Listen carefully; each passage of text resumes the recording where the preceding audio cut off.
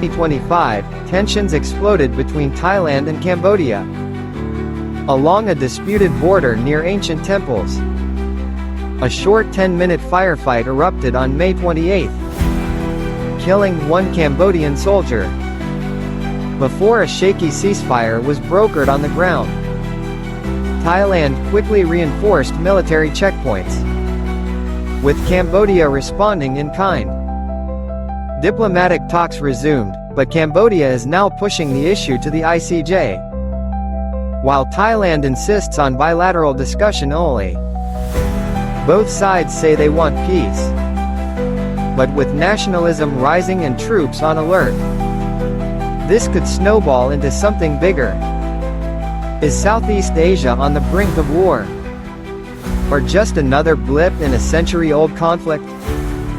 Stay tuned. Made entirely by AI. Follow for more dynamic world updates.